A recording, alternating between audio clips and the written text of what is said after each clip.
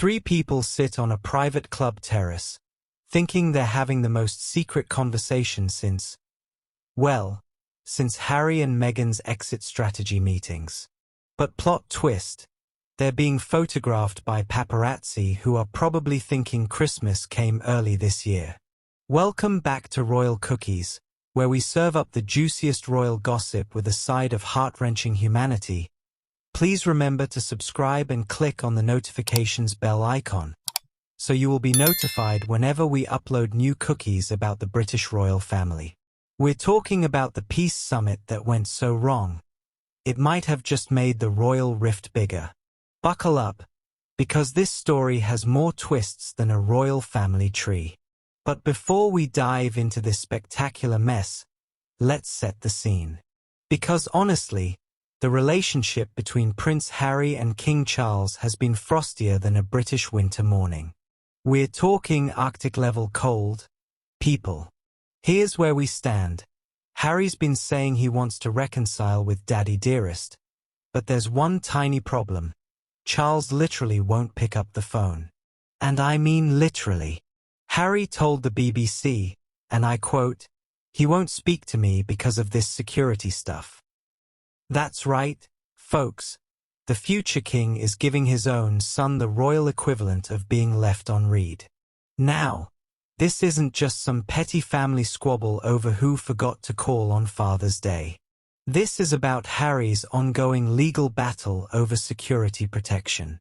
He's been fighting the government in court, demanding the same level of protection he had before he decided to peace out of royal duties. And apparently, this court case has Charles so pressed that he's gone full radio silence mode. So picture this, someone, and we're not sure who, decided it was time to play royal matchmaker.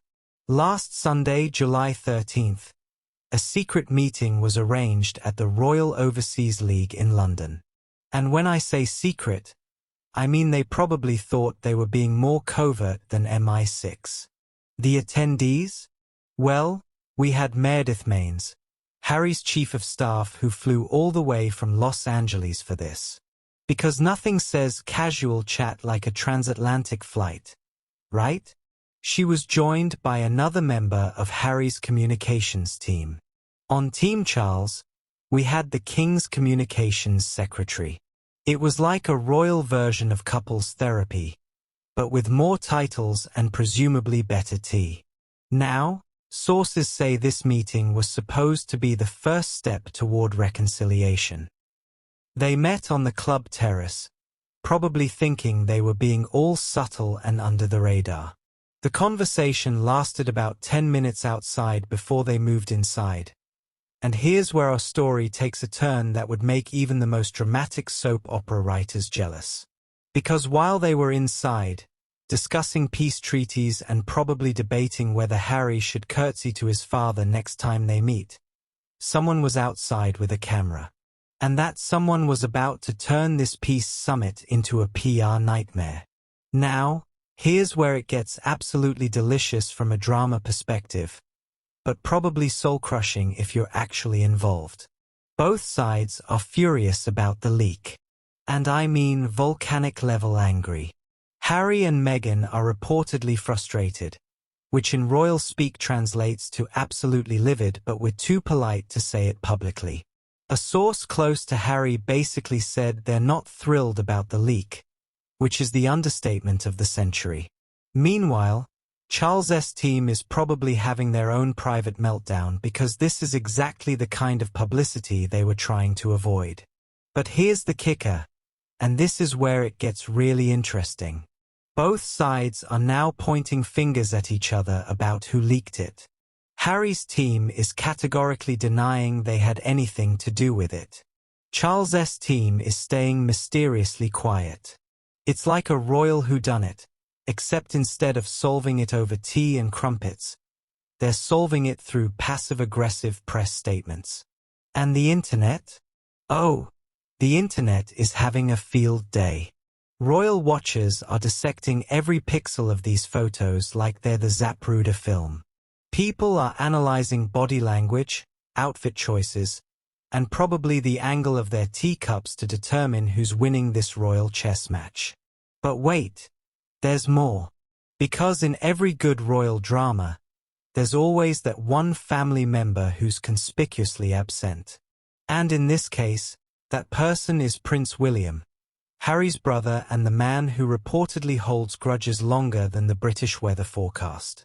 Experts are calling William's absence from this peace summit a warning shot. And honestly, that's probably the most diplomatic way to say William wouldn't attend this meeting if you paid him in crown jewels. According to royal insiders, William's loathing for Harry runs deeper than the Tower of London's moat. Here's what's fascinating. Charles might be ready to forgive and forget, but William is serving up cold revenge with a side of "I told you so." One longtime friend of the Prince of Wales described his feelings toward Harry as deep personal animosity. "That's not 'we had a little spat'.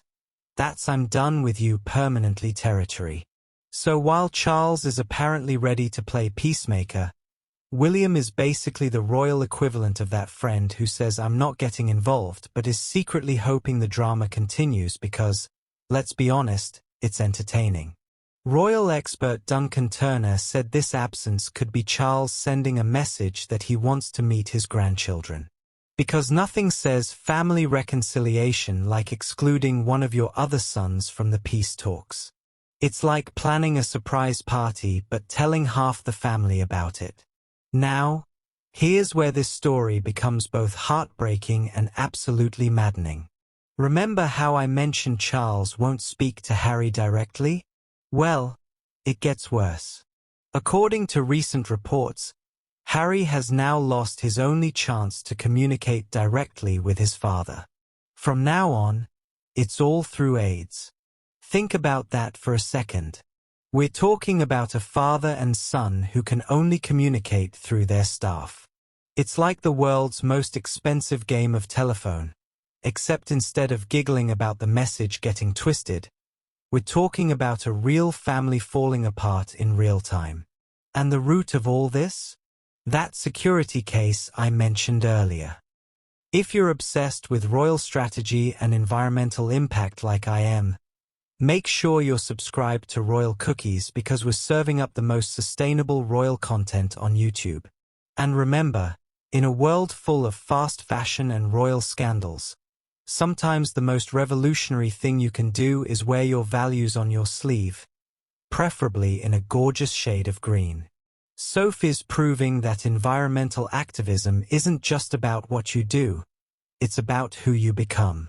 Until next time, keep munching on those eco-friendly royal cookies.